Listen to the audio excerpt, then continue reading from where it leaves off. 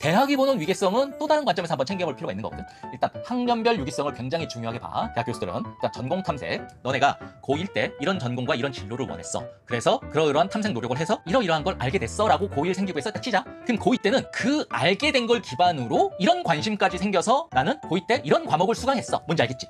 이걸 학년별 유기성이라고 하고, 마찬가지로 학기별 유기성도 유용해. 고1 1학기 때 했던 거 고1 2학기 때 이어가는 거지. 고1 2학기 때 했던 거 고2 1학기 때 이어가는 거. 전공 탐색 관련돼서 또 이런 것도 있어.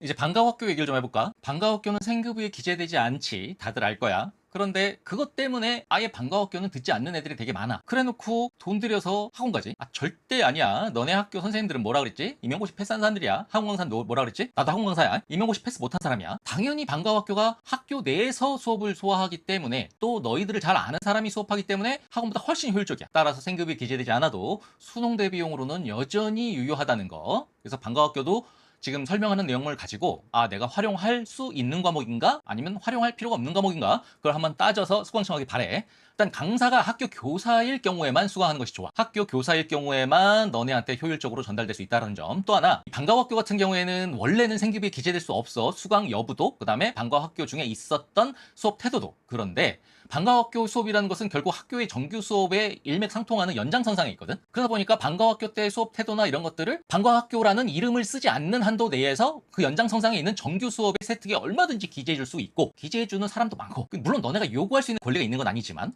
따라서 여러모로 득이다. 꼭 강조하고 싶고, 또 외부 강사가 들어와서 방과하는 경우도 있어. 모든 선택 과목도 많아지고 방과학교 수업도 많아진 상태에서 학교 선생님들이 그걸 다 소화할 수가 없단 말이야.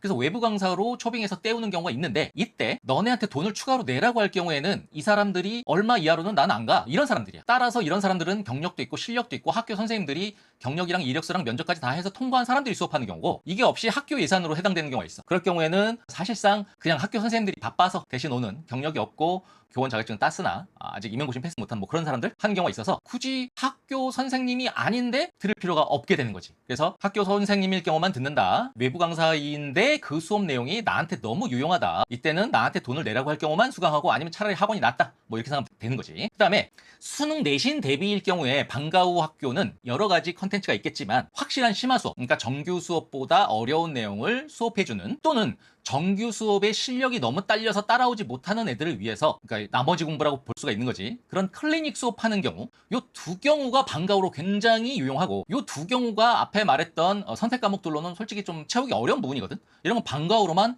좀 커버가 쉬워. 따라서 심화냐 클리닉이냐 확실히 요거 아니면 요것만 수강하도록 한다. 이렇게 따지면은 방과후 학교가 생각보다 학교 내에서 수월하게 저비용으로 체력 소모로 너네들의 성적을 향상하는 데 도움이 많이 된다는 점 꼭 적극적으로 활용해 주기 바라고, 그 다음에 수강 신청 시기나 절차, 이 시기에 대해서는 앞 영상 계열 선택에서 간단히 언급했고, 너네들이야말로 이미 작년에 해본 애들이기 때문에 간략하게 지나갈게. 일단 신청 시기, 학교 한 과정은 1년에 한 번 하는 거 알지? 5월부터 시작해서 9월 사이에 이제 9월까지 수강 신청을 하면 그 내년 고3 때 1년치가 끝나는 거지. 5, 6월 과목 안내 할 거고, 1차 수요 조사 할 거고, 8, 9월에 최종 수강 신청 할 거고, 다 알고 있는 거고, 미리 희망 전공 관련 구상을 너네가 해놓지 않았어 작년에. 맞지? 그 다음에 다음 주까지 수강 신청하라니까 그냥 했어. 맞지? 지금 고등학교 생활 1년 해보고 나니까 고1 때 수강 신청 정말 개판으로 했구나 라고 느껴지지? 그리고 그걸 이제 계약하면 그거부터 감당해야 되는 상황 아니야. 근데 고3도 똑같은 실수하면 안 되겠지. 대부분 애들이 미리 해놓질 않아. 그 다음에 아무거나 한단 말이야. 지금 너네가 해야 될 일은 아까 말했듯이 어디거나 커리어넷 통해서 자기가 희망하는 전공이 요구하는 과목들이 뭔지 그거를 폭넓게 구상을 해놓고, 그 다음에 자기 학교에 뭐가 있지? 위계성 관련해갖고 고1 때 이거 들어야만 고2 때 이거 들을 수 있다라든지,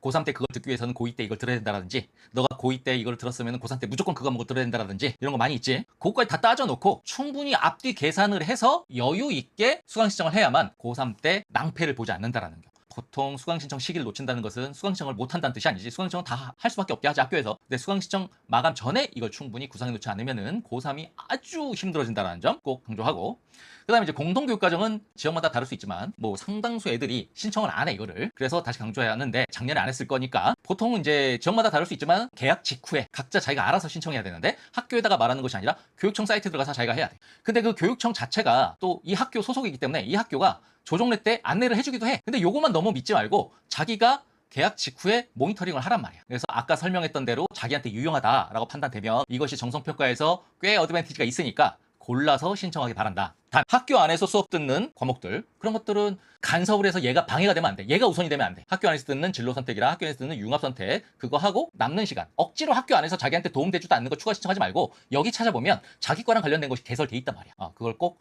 챙겨 먹기 바라고. 방과학교는 보통 분기별로 하는데 이것도 각자 신청이지만 이거는 고1 때도 해봐서 알 거야. 잘 골라서 들으면 된다. 그 다음에 학교 안 과정 신청 절차, 아까 말했듯이 학교 안에서 하는 진로 선택, 융합 선택, 일반 선택은 당연한 거고, 먼저 진로 상담을 하겠지. 고2 때도 했지. 이번 고2 때도 할 거야. 담임선생님 상담을 하고. 이거 배부하는데 이거 정말 똑바로 봐야 돼. 이거 꽤 두툼한 자료야. 근데 막 이상한 설명이 있고 한 페이지나 한 페이지 반으로 표가 정리돼 있지. 그래서 그 표에 과목 목록이 딱 있어. 다른 거 다 보기 싫고 그냥 표에 있는 과목 목록만 보고 수강 신청하는 애들이 대부분이야. 그러면 절대 안 돼. 아까 말했듯이 수강 신청 과목 간의 위계성, 연계성 이런 것들도 설명이 다 되어 있고, 이러이러한 전공 개요를 위해서 우리 학교가 이러이러한 과목을 개설했다. 그 개설 취지도 다 설명이 되어 있고, 평가 방법은 어떻게 된다. 자기가 수행평가가 좀 잘한다. 아니면 난 내신이 차라리 편하다. 뭐 이런 거 있을 수 있잖아, 개인별로. 그런 까지 설명이 다 돼 있단 말이야. 자기한테 맞는 과목을 선택해서 들어야 되는데 그냥 목록만 보고 신청하는 애들 너무 많은데 미리 봐둬라. 그 다음에 1차 수요조사 가조사라고 하지. 그 다음에 온라인 수강신청 시스템에서 자기가 직접 수강 신청하고, 그 다음 변경 불가능하고. 자, 그런데 진로 상담을 이번에 할 거야. 물론 고3 때도 진로 상담을 하지만 사실상 자기 계열이 확정돼야 하는 거야. 여기서 자기가 이제 문과 계열이냐 이과 계열이냐 무슨 뭐 인문 계열이냐 사회과학 계열이냐 대학에 진학하는 그 계열 있지? 저번 영상에 설명했지? 그게 여기서 확정되는 상담이고, 그거에 맞춰서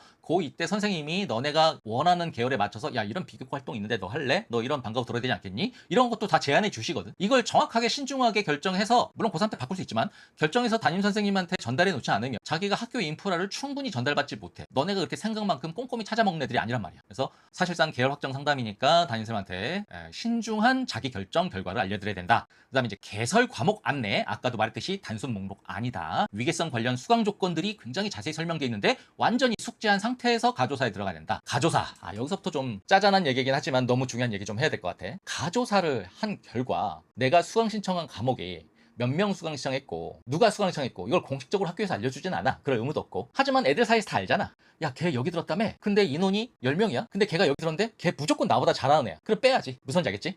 자기가 원하고 자기한테 유용한 거 보는 게 우선이지만 다른 애들이 어떻게 움직이는지도 따져야 돼. 또 가조사 기간에 나는 이런 전공을 원해서 여기에 수강 신청한다고 수요조사에 학교에다가 보고했는데 나랑 비슷한 희망 전공을 가진 애들은 다 저기 몰렸어. 그렇다면 내가 희망 전공에 대한 정보를 잘못 알고 있는 건 아닌가? 그것도 또 따져봐야 돼. 그래서 자기뿐만 아니라 다른 사람들이 어떻게 움직이는지를 감안을 해서 수강 신청하는 것이 굉장히 중요하다. 또 개설된 이 과목이 너무 우리 과에 중요해. 근데 가조사 때 1차 수요조사 때 인원이 적어서 학교에서 폐강을 할 거야. 그러니까 내 전공이 너무 중요한 과목이 없어져 버리는 거지. 이건 치명적이야. 물론 사람들마다 각자 뭐 남들 다 가는 과를 희망하는 애들도 있지만 남들 대부분과 달리 굉장히 특수하고 희소한 과를 희망하는 애들 있잖아.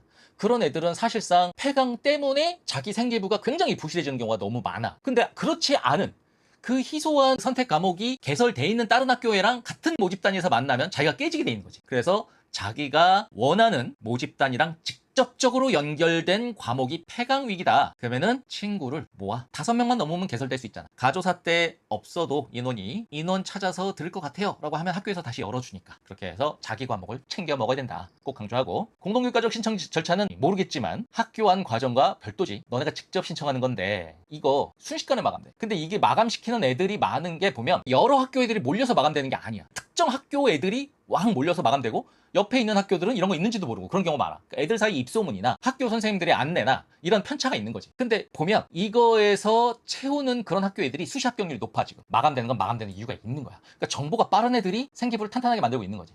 근데 너희 때는 이게 선택 옵션이 아니야. 무조건 해야 되는 상황이기 때문에, 경쟁이 치열하고 순식간에 마감되기 때문에 미리미리 준비해서 내가 그 자리를 차지해야 된다. 보통 이제 선착순으로 많이 하는데 이제 욕을 좀 많이 먹고 있거든 지금 선착순이. 왜냐면 야, 선착순 안 돼서 우리 애가 못 들었는데 그건 니네가 충분한 개설 과목 수를 마련하지 못해서 그런 거 아니야? 너네 일 제대로 안 하니? 이런 욕을 너무 많이 먹는 거야. 그게 싫어. 그렇다고 해서 많이 개설해봤자 니네처럼 신청 안 하니까 또 뻥뻥 비어. 그것도 싫어. 그래서 어떻게 하냐면 욕 안 먹는 방법이 서류 전형을 만들어. 그러니까 이런 서류를 제출해야 수강 신청할 수 있다. 그러면은 순서가 안 돼서 못 듣는 것이 아니라 이게 떨어져서 못 듣는 것처럼 되니까 욕을 덜 먹지. 아직도 이게 제일 많지만 이게 조금 늘어나고 있는데, 이게 대학에 제출하는 서류처럼 그렇게 막 어려운 게 아니야. 그냥 너네 생기부랑 뭐 성적표 이런 거 학교에서 마련하는 양식이 있거든. 거기 양식이 들어있어. 그 양식 채우고 그 다음에 이제 자기소개서나 학업계획서라고 해서 너 우리 과목 수강하게 된다면 어떻게 공부할 거니? 너의 학습 계획을 말해봐. 이런 건데 그냥 그거 내용 뭐 대학에서 학종 검토하듯이 그거 내용 보고 떨어뜨리고 이런 거 아니야. 그냥 제출하면 돼. 쉽게 말하면은 여기에 이제 양식이 있는데 그게 너무 막 무서워 보이고 귀찮아 보이고 하니까 애들이 포기하는 애들이 많은데 그냥 제출하면 되는 거야. 왜냐면 정말 대부분 애들이 그냥 제출 안 하거든. 아예 안 해. 나 이거 할래.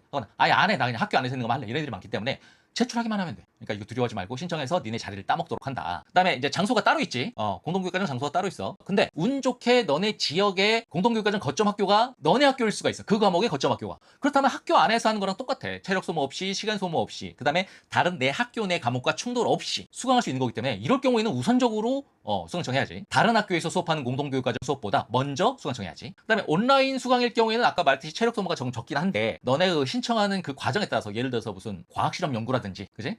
문과에서 뭐 사회 문제 집단 토론 뭐 이런 거라든지 그런 건 온라인으로 했을 때 약간 좀 떨어져. 수업의 질이. 그렇게 특수한 몇 개 빼고는 체력 소모가 적기 때문에 이것도 우선해서 들을 수가 있고, 수업의 내용에 따라서 온라인 적합하지 않은 거는 굳이 듣지 마라. 왜냐면 얻는 게 없으면 세특에도 제대로 들어갈 수가 없기 때문에 그런 거 생각해 두고, 그다음에 방과후 학교 신청 절차 뭐 다 알지? 이거는 보통은 뭐 앱도 있지만 보통 이제 가정통신문에 별지로 신청서가 붙어 있고 엄마 사인 받아가면 이제 선착순으로 되는데, 아까 공동교육과정과 달리 방과후 학교는 선착순 순서가 안 돼서 못 듣는 경우는 거의 없고 자기가 마감 날짜를 놓친 거야. 어리버리되고 있다가. 그래서 나 이거 들어야지 하고 엄마 사인 받아서 갔는데 야 어저께 마감이었어 이러는 거지. 그럼 못 듣는 거야. 이런 경우가 대부분이야. 교사 주관에 의해서 안내가 부실한 경우도 있어. 그러니까 이게 사실 교사가 자기가 생각하기에 그 과목 별로 필요 없어. 우리 반 애들한테 안내할 필요가 없어. 의도적으로 그런다는 게 아니라 이런 거 할 필요가 있나? 하다 보니까 까먹는 거지. 근데 이건 그 교사의 주관일 뿐이고 그 각각의 학생들에게 주 타겟인 전형이 뭔지가 학생마다 다 다르고 각각의 학생들이 원하는 그 대학의 진로 계열이 다 다른데 이걸 획일적으로 이렇게 판단하면 안 되거든. 자기한텐 유용할 수 있는 거고 우리 반 대부분 애들한테는 유용하지 않을 수도 있는 거야. 따라서 너네가 확인을 해야 돼. 근데 무조건 학교 선생님이 안내하든 말든 학교 홈페이지 공지사항에는 이게 들어가야 되거든. 그러니까 너네는 이거를 확인해서 나한테 영양가 있는 걸 챙기도록 한다. 영양가 기준은 아까 위에서 얘기를 했지. 오늘 영상 전체를 통틀어서 이게 제일 중요하지. 위계성 구조를 현출한다. 수강 신청할 때 위계성 구조를 현출해 놓는 것이 너네가 외부 학원 다니면서 문제풀이를 100번 반복하는 것보다 실제로 입시 때는 훨씬 더 효자다 이거야. 쉽게 말하면 너네가 밥을 많이 먹는다고 해서 UFC 경기 나가서 이기는 건 아니잖아. 밥을 많이 먹으면 건강해지고 힘이 세진단다 라고 마케팅하는 것 뿐이야. 하지만 진짜 중요한 건 뭐야? 안바 기술이나 카프캣 기술 이거 없이 내가 튼튼해지기만 한다고 통과하는 건 아니잖아. 지금 입시판이 그렇게 된 거야. 선생님 때나 너희 부모님 때는 그냥 공부를 가만히 앉아서 열심히만 하면 해결이 됐는데 지금은 정해진 평가 시스템을 통과할 수 있도록 나를 잘 다듬어야 돼. 그래서 이게 되게 중요하고 너희 때부터는 단지 학종뿐만 아니라 교과나 정시나 논술에까지 이게 반영될 거라는 거. 그것 때문에 지금 너네가 심각해진 거야. 어떻게 만드느냐? 대표적으로 학교 내에서 아까 말했던 수강 과목 수강 신청 안내 책자에 자세히 설명이 돼 있어. 근데 그거는 그 학교 내의 메뉴판상 위계성 구조고 대학이 보는 위계성은 또 다른 관점에서 한번 챙겨볼 필요가 있는 거거든. 일단 학년별 위계성을 굉장히 중요하게 봐. 대학 교수들은 일단 전공 탐색. 너네가 고1 때 이런 전공과 이런 진로를 원했어. 그래서 그러이러한 탐색 노력을 해서 이러이러한 걸 알게 됐어 라고 고1 생기부에 썼다 치자. 그럼 고2 때는 그 알게 된 걸 기반으로 이런 관심까지 생겨서 나는 고2 때 이런 과목을 수강했어. 뭔지 알겠지? 고1 때 깨달았다고 쓴 것의 연장선상으로 고2 때 그게 계속 이어져야 돼. 고3 때 계속 이어져야 돼. 이걸 학년별 유기성이라고 하고 마찬가지로 학기별 유기성도 유용해. 고1 1학기 때 했던 거 고1 2학기 때 이어가는 거지. 고1 2학기 때 했던 거 고2 1학기 때 이어가는 거. 전공 탐색 관련돼서. 또 이런 것도 있어. 내가 고1 때 A 분야에 관심이 있어서 이러이러한 탐색을 노력을 했고 그 과정에서 이러이러한 자료를 보게 됐는데 사실상 내가 관심 있던 이런 사회 문제를 해결하는 데는 저게 더 중요하다는 걸 알게 돼서 고2 때부터는 B 분야로 내 희망하는 전공이 바뀌었어. 이런 것도 굉장히 좋아. 이어지는 게 중요해. 그다음에 관심 학자. 전공과 상관없이 고1 때 이런 관심이 생겼어 라고 썼어. 너네 많이 썼지 생기부에. 거기서 끝나는 게 아니라 그 관심에 대해서 지적 호기심, 그 관심에 대해서 관심사에 대해서 알아보기 위해서 이런 과목을 수강했어, 또는 이런 동아리에 들어갔어, 또는 영어 발표 시간에 영작 주제를 이런 걸로 만들었어. 그 관심이 확장된 그 내용을 써주는 것이 좋아. 또 고1 때 이런 관심이 있었는데 그런 수업 활동을 하다 보니까 이런 분야까지 있는 걸 알게 됐어. 그런 것도 유기성이야. 또 관심이 만들어졌으면 관련되는 활동을 해내야 돼. 아, 궁금해졌다. 관심이 생겼다. 이걸로 끝나는 생기부가 대부분이거든. 이런 데에 관심을 갖게 된, 이런 데에 대한 깨달음. 너네 고1 때 생기부 봐봐. 그렇게 돼 있지? 근데 그거 교수들이 되게 싫어해. 그래서 그런 관심이 생겨서 너 무슨 창체 활동했어? 세특. 수업 시간에 무슨 학업 활동했어? 그거를 꼭 확인한단 말이야. 요게 이제 너네 생기부에 폭발력을 준다. 요것에 뭐 여러 가지 방법이 있겠지만 무슨 과목을 수강했다라는 것도 하나의 소재일 수 있는 거고, 그거 외에 세특이나 창체에 어떤 영역에도 상관없어. 그 다음에 과목 간 통섭성. 이건 뭐냐면은 예를 들어서 아까 말했던 거 영작 발표 시간에 영문학 발표로 하는 것이 아니라 일론 머스크의 경영 철학에 대한 내용으로 영작 발표를 했다거나 무슨 한국사의 이러이러한 내용을 공부하다가 한국지리의 이러이러한 지역적 특색이 그런 역사적